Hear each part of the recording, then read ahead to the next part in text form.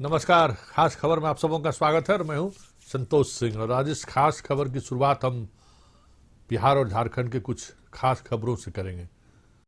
झारखंड में परीक्षा मैट्रिक और इंटरमीडिएट की परीक्षा घोषित हो गई है। बड़ी खबर इस वक्त की है। बिहार में कल कैबिनेट की बैठक होगी, सीएम की बैठक चल रही है। इसी तरीके से देवघर में एक बड़ा साइबर क्राइम से जुड़े हुए अपराधियों के खिलाफ विशेष अभियान चलाई जा रही है। इन सब खबरों पर हम चर्चा करेंगे इस खास खबर में।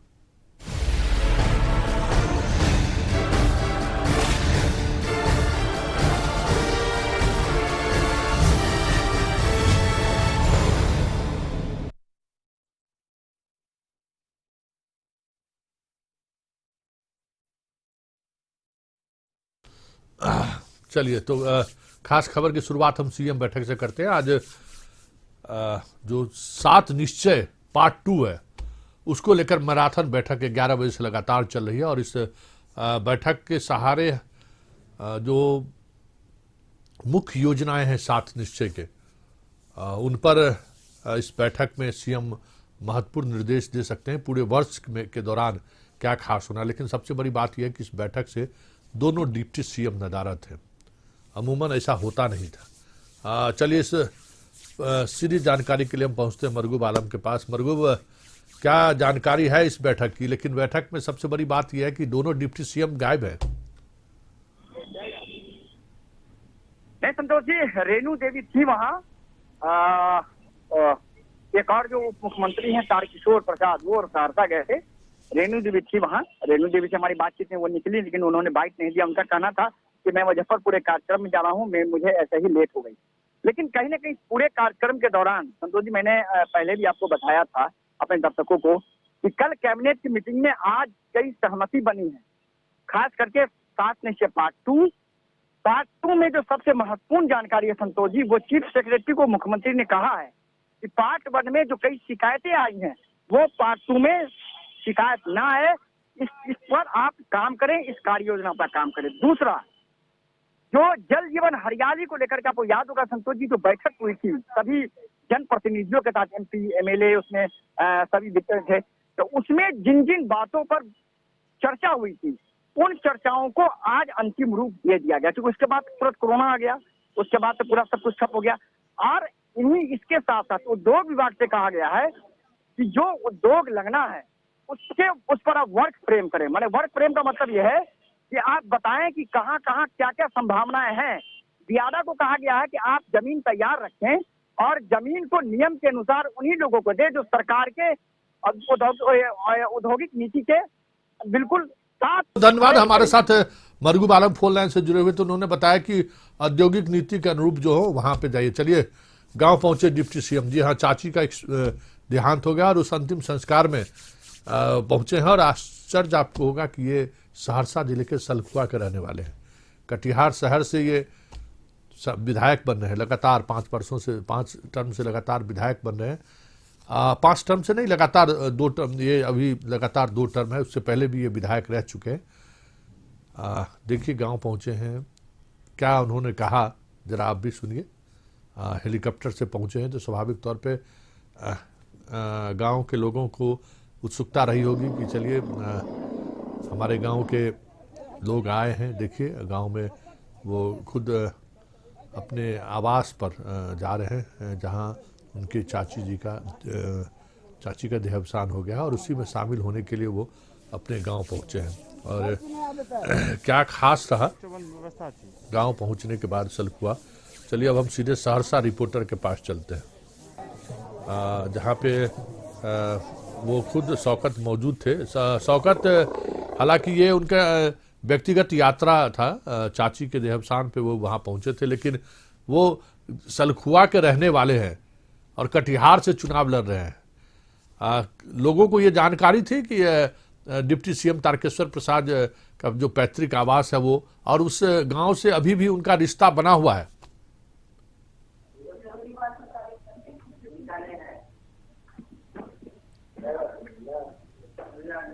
शौकत, अगर हमारी आवाज आप तक पहुंच रही हो तो जब ये गांव पहुंचे, हालांकि वो व्यक्तिगत दौरे पर वो पहुंचे थे, उनके चाची के देहावसान पे वो पहुंचे हैं अंतिम संस्कार में शामिल होने के लिए।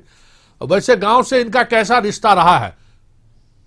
गांव से इनका पुराना रिश्ता रहा है और यहीं के वो जो उनका जो जन्म हुआ है वो यहीं हुआ है, ज्यादा बचपना उनका यहीं बीता है और यहीं से उन्होंने पढ़ाई मुकम्मल भी किया और आगे के लिए जो है कि उनके जो जिंदगी की जो शुरुआत कहे तो यहीं से उनकी हुई है और उनका परिवार के अधिकांश लोग यहीं रहते हैं। उनके चाचा जी भी यहीं रहते हैं, एक चचेरे भाई भी है जो यहीं रहते हैं। और आज जो है बीती रात रविवार की देर रात जो है उनके चाची शांति देवी का जो है 80 वर्ष की उम्र में जो है आकस्मिक निधन हो गया, जिसके बाद ये खबर उनके परिवार के लोगों ने उन्हें दिया कि चाची एक्सपायर कर रही है, जिसके बाद वो जो है कि हेलीकॉप्टर से सीधा सलखुआ पहुंचे और अपने चाची के जो है कि अंतिम संस्कार में वो खुद शामिल हुए। और इस वक्त और इस यात्रा में जब वो पहुंचे तो क्या मीडिया से कहा, जरा पहले ये भी सुन लेते, ये भी सुन।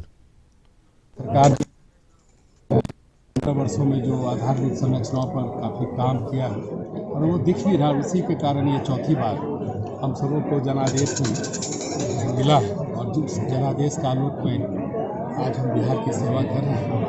तो खास करके बहुत बड़ा ऋण सलखुआ की धरती का मेरे हम पर है। तो इस क्षेत्र के विकास के लिए जो भी संभावनाएं बनेंगी, मैं कोई भी कसर। जी हाँ, गांव का बड़ा ऋण है इनके ऊपर और उस ऋण को जरूर ये चुकता करेंगे। चलिए, बीजेपी का प्रशिक्षण शिविर जी हाँ राजगीर में होना है और इसमें पार्टी के तमाम विधायक, मंत्री, विधान पार्षद के साथ साथ पार्टी के पदाधिकारी इस बैठक में शामिल होंगे। चलिए हम सीधे चलते हैं अपने संवाददाता गौतम के पास। गौतम, 9 जनवरी से प्रशिक्षण शिविर की शुरुआत हो रही है। 9 और 10 जनवरी को यह शिविर राजगीर में होगा। क्या खास जानकारी इस शिविर के सहारे बीजेपी अपने कार्यकर्ताओं को किस तरीके से खास करके सरकार की नीतियों की जानकारी देंगे?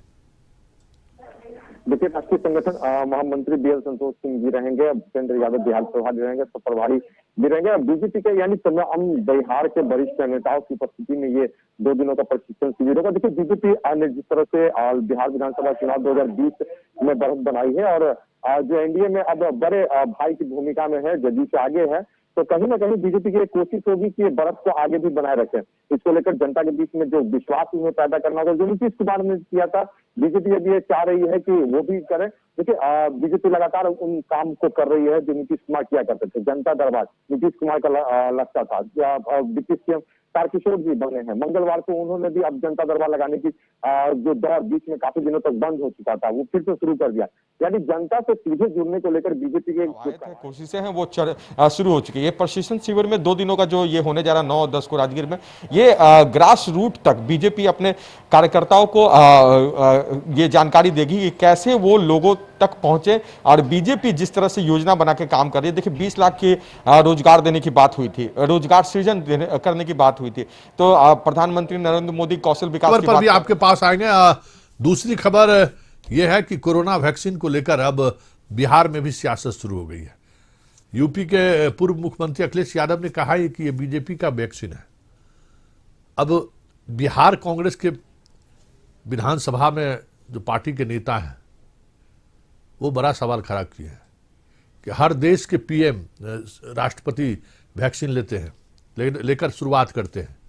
बीजेपी का कोई नेता वैक्सीन लेने को तैयार नहीं है। इसका क्या मतलब है? क्या वो साधना चाहते हैं? उन्होंने वैक्सीन बनाने वाले साइंटिस्टों की तारीफ की है, लेकिन कहा है कि बीजेपी के कार्यकर्ताओं, नेताओं और मंत्रियों को आगे आना चाहिए। जरा सुनिए क्या कहते हैं कांग्रेस नेता। भारत की 2 कंपनियां द्वारा लाई गई दोनों वैक्सीन को लेकर आम आदमी के बीच कुछ संशय भी है, जिसे दूर करने के लिए जैसे रूस एवं अमेरिका के राष्ट्रीय अध्यक्षों ने सबसे पहले टीका लेकर पूरे जनता को विश्वास में लिया है। मेरा भी मानना है कि यहां भी भारतीय जनता पार्टी के सर्वोच्च पद पर आदरणीय प्रधानमंत्री नरेंद्र मोदी जी और भारतीय जनता पार्टी के वरिष्ठ नेता सबसे पहला टीका लेके जनता को विश्वास में लेने का काम करें। अजीत शर्मा ने पहले शराबबंदी को लेकर के एक शर्मनाक बयान, और उसके बाद अब वैक्सीन पर जो ताजा बयान है कांग्रेस के रवैये को प्रदर्शित करता है, जिसमें उन्होंने वैक्सीन पर न केवल उसकी प्रामाणिकता पर सवाल खड़े किए हैं, बल्कि प्रधानमंत्री श्री नरेंद्र मोदी को नसीहत दे डाली, देशवासियों को लगाने के पहले वो खुद लगा ले। राहुल गांधी को वो सलाह दे दे कि उन्होंने अगर विदेश यात्रा का इरादा किया तो अब विदेश में ही वो टीका लगा करके आ जाए, क्योंकि स्वदेशी किसी भी अभियान पर। चलिए, ये सियासत सवाल तो होना ही है और लाजमी भी है। चलिए सीधे हम गौतम, हमारे संवाददाता मौजूद है। गौतम, आज सुबह सुबह ये सियासत की शुरुआत हुई और शाम होते होते इसका जवाब भी आ गया।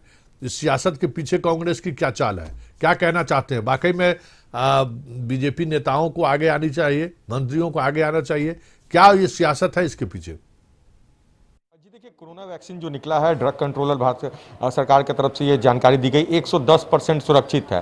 मगर जो अजीत शर्मा ने ये बातें कही हैं कि सीरम इंस्टीट्यूट की स्थापना कांग्रेस के काल में हुआ है और वाहवाही बीजेपी लूट रही है। सही बात है, बीजेपी ने इस समय जो काम किया उसको लेकर वो सरकार में है, वो सारे श्रेय उनको जाएगा। मगर कांग्रेस इस चीज को अपने स्तर पर लेना चाहती है और वो चाहती है कि जनता उन्हें भी याद रखे। अजीत शर्मा का जो बयान आया, उन्होंने जो आधार दिया प्रधानमंत्री को लेकर कि प्रधानमंत्री भी जो है अपने ऊपर ये वैक्सीन का उपयोग कराएं ताकि देश के जनता को विश्वास हो कि वैक्सीन पूरे तरीके से सुरक्षित है। देखिए, रूस और अमेरिका के प्रधानमंत्री राष्ट्रपतियों ने जो है ये वैक्सीन अपने ऊपर उपयोग किया है। सबसे पहले उन्होंने ही अपने ऊपर इसका जो कहा जाता है कि ट्रायल किया है और लोगों को ये संदेश दिया है कि ये संदेश देने की कोशिश। चलिए अब एक छोटा सा ब्रेक लेंगे। बहुत बहुत धन्यवाद गौतम। लेकिन सबसे बड़ी बात यह है कि अपने देश में जो पॉलिटिकल पार्टी के जो लीडर होते हैं उसमें इस तरह की प्रवृत्ति पहले भी नहीं रही है कि जनता का भरोसा जीतने के लिए हम आगे आए। कोई भी राष्ट्रीय विपदा हो या फिर कोई कुछ इस तरह की चीजें हों जिसमें एक लीडरशिप का जो एक अपना क्वालिटी होता है, उस क्वालिटी में इस देश में इस क्वालिटी को लेकर कोई न चर्चा है न समझदारी है। वाकई में अन्य देशों में युद्ध का मैदान हो या फिर प्राकृतिक विपदा हो या कोई भी बड़ी घटना, दुखद घटना घटने के बाद प्रधानमंत्री और राष्ट्रपति खुद आगे आते हैं। तो कोरोना का वैक्सीन का जब दावा होने लगा कि हमने कोरोना का वैक्सीन निकाल लिया है, तो रूस के राष्ट्रपति ने भी लिया, अमेरिका के भी राष्ट्रपति ने लिया। तो वो उस देश का कल्चर है। अभी अपने यहाँ इस तरह का कल्चर डेवलप नहीं हुआ है कि राजनेता हमारे इस तरीके से फ्रंट पर आके जिम्मेवारी अपनी दिखाएं। चलिए अब खास खबर में एक छोटा सा ब्रेक लेते हैं। ब्रेक के बाद कुछ खास खबरें हैं, उन सब खबरों पर चर्चा करेंगे, लेकिन फिलहाल एक छोटा सा ब्रेक ले लेते हैं।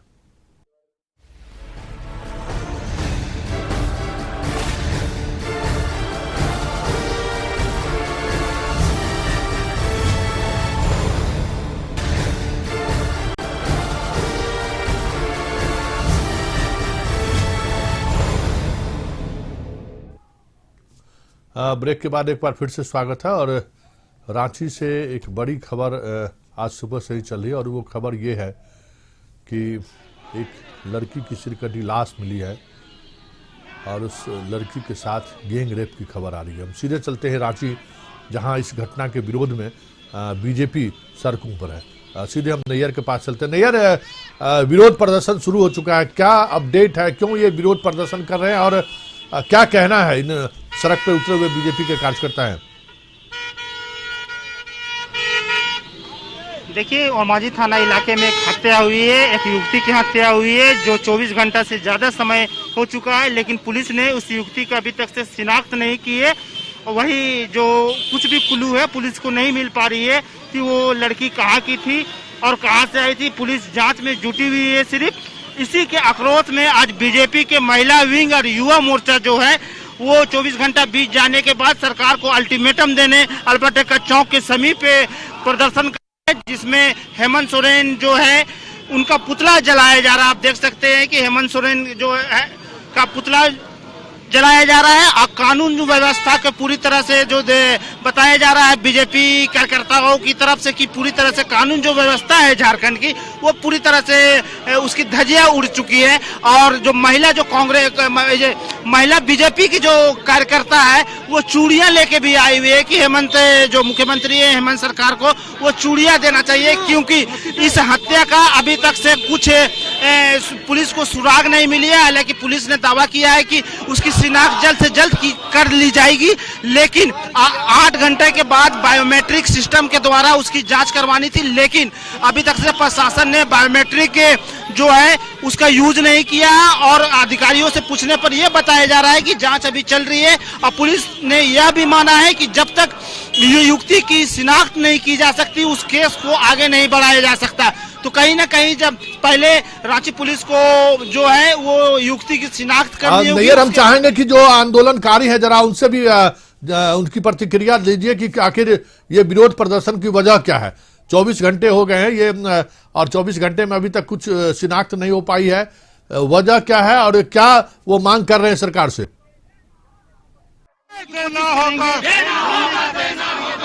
मांडर के भूतपूर्व विधायक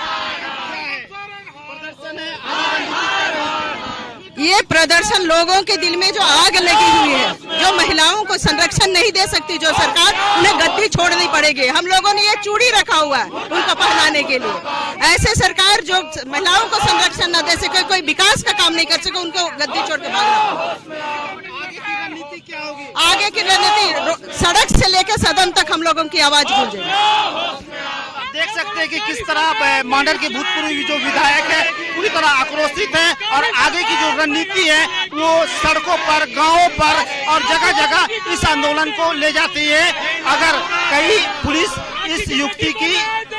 चलिए, बहुत बहुत धन्यवाद नैयर, हमारे संवाददाता रांची से जुड़े हुए थे और उन्होंने कहा कि बीजेपी सड़क से लेकर संसद तक इस घटना के विरोध में मार्च भी करेगी और प्रतिवाद भी करेगी। चलिए अब दूसरी खबर पर चलते हैं।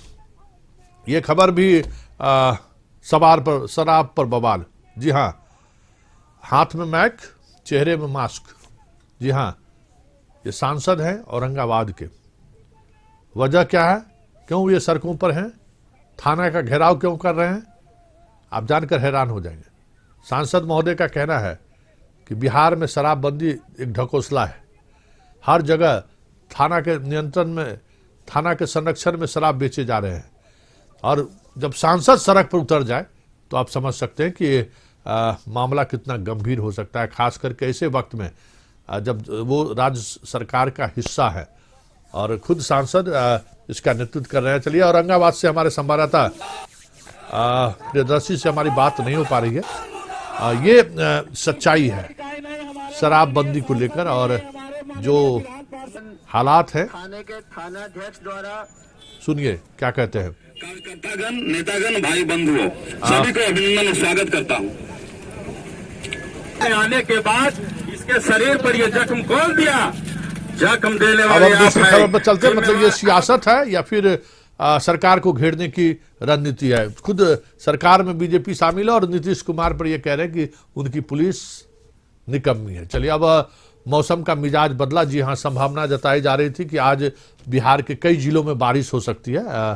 ठंड बढ़ने का आसार था, लेकिन जो फोरकास्ट अभी जो मौसम विभाग ने जो फोरकास्ट किया है, फिलहाल ठंड से राहत की उम्मीद कर रहे हैं। चलिए, हमारे साथ आलोक जुड़ गए हैं। आलोक, क्या मौसम विभाग ने क्या अपडेट किया है? अभी तक ये कहा जा रहा था कि 13 जिलों में बूंदाबूंदी की संभावना और ठंड बढ़ने का आसार है, लेकिन अब ये मौसम विभाग का फोरकास्ट है कि अब बारिश नहीं होगी, बूंदाबूंदी नहीं होगी, और ठंड, बादल छाए रहेंगे। ठंड जो पूर्वानुमान लगाए जा रहे थे उसको लेकर राहत की खबर है। क्या खबर है? मौसम विभाग विभाग ने अलर्ट किया था कि कल देर शाम 13 जिलों को लेकर अलर्ट किया गया था कि हल्की बारिश की संभावना जताई, लेकिन आज जो प्रेस विज्ञप्ति के द्वारा कहा गया है कि मौसम विभाग पूरे बिहार में अब बादल जिस तरह से दिखाई दे रहा था वो बादल छटने नजर आ रही है, लेकिन अब जो है कि पूरे बिहार में थोड़ी सी हल्की मौसम शुष्क रहेगा। लेकिन जिस तरह से कहा जा रहा था कि जो कुहासे का असर रहेगा वो सुबह में कुहासे का असर रहेगा, लेकिन और जिस तरह से गया में जो कहा जा रहा था कि मौसम वहाँ काफ़ी कम रहता है, तापमान काफ़ी कम रहती है, लेकिन आज का वहाँ जो रिकॉर्ड किया गया तापमान वो 10 डिग्री सेल्सियस रिकॉर्ड किया गया। तो इस तरह से कहा जाए तो पूरे बिहार में अब धूप खिलेगी और आमतौर पे बादल छाए रहेंगे दिन में थोड़ा सा, लेकिन धूप खिलेगी। जी चलिए, बहुत बहुत धन्यवाद। धूप खिलेगी, बादल के बावजूद आपको धूप दिखाई देंगे। चलिए अब हम सीधा हम रांची चलेंगे। रांची से इस वक्त की बड़ी खबर आ रही है कि इंटरमीडिएट और मैट्रिक की परीक्षा की तिथि घोषित कर दी गई है।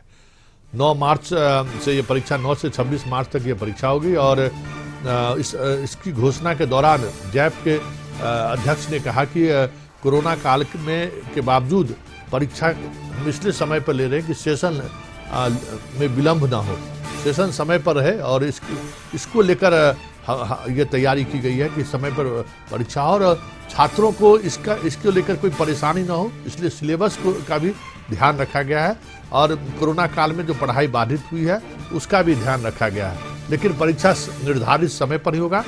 9 मार्च से लेकर 26 मार्च तक ये परीक्षाएं होगी मैट्रिक और इंटरमीडिएट का। और जैसे सीबीएसई की बात करें तो सीबीएसई मई और जून में परीक्षा लेने की घोषणा की है कि मई और जून में परीक्षा लेंगे, मार्च में उनका प्रैक्टिकल होगा। लेकिन बिहार बोर्ड की तरह ही झारखंड बोर्ड ने भी पहले परीक्षा लेने की, मतलब कोरोना काल के बाद जो परेशानी हो सकती थी उसको उन्होंने इस आधार पे दूर करने की कोशिश की है कि सिलेबस में हम पहले से कुछ ऐसे चैप्टर हैं जो नहीं पढ़ाए जा सके हैं वो हम हटा के बच्चों को हम राहत देंगे, लेकिन परीक्षा समय पर लेंगे। चलिए अब दूसरी खबर पर चलते हैं। रफ्तार, जी हाँ, रफ्तार का कहर। आज बिहार झारखंड में से कई जगह से खबरें आई हैं और उस रफ्तार के कहर में दर्जनों लोग घायल हुए हैं, लगभग आधे दर्जन से अधिक लोगों की मौत हुई है। छपरा में मौत हुई है, सहरसा में मौत हुई है, जमशेदपुर में मौत हुई है। कई बिहार और झारखंड के कई शहरों से ये खबर आई है। इस खबर के बीच एक बुरी खबर ये है कि हमारे कटोरिया के विधायक घायल हो गई हैं। ट्रक आमने सामने पटना से वो जा रही थी, बांका के पास बांका के पास सीधी टक्कर हुई। हालांकि वो खतरे से बाहर बताई जा रही हैं, लेकिन घायल हैं। हाथ और पैर में बुरी तरह से जख्म हुआ है, उनको बेहतर इलाज के लिए पटना भेजा गया। चलिए हमारे साथ बांका संवाददाता से हम चाहेंगे कि अपडेट उनका क्या स्थिति है, इसको लेकर हम जानकारी लें। निक्की हेम्ब्रम कटोरिया से विधायक हैं और बिहार की एकमात्र ऐसी सीट है कटोरिया जो आदिवासी के लिए आरक्षित है। उस सीट से निक्की हेम्ब्रम विधायक हैं, बीजेपी के राज्य महिला आयोग की सदस्य भी रह चुकी है, जिस दौरान उन्होंने मुजफ्फरपुर बालिका गृह मामले में काफ़ी महत्वपूर्ण भूमिका रही इनकी। काफ़ी चर्चित रहा है इनका कार्यकाल महिला आयोग के रूप में के सदस्य के रूप में। और आज इस घटना के बाद जो खबरें आ रही है, हम बांका संवाददाता से हम कोशिश कर रहे हैं कि संपर्क हो सके, लेकिन उनसे बातचीत नहीं हो रही है। लेकिन फिलहाल खबर जो आ रही है कि वो खतरे से बाहर हैं और उन्हें पटना रेफर कर दिया है। चलिए इस खास खबर की इस खास बुलेटिन को यही समाप्त करते हैं। फिलहाल मुझे इजाज़त दीजिए, नमस्कार।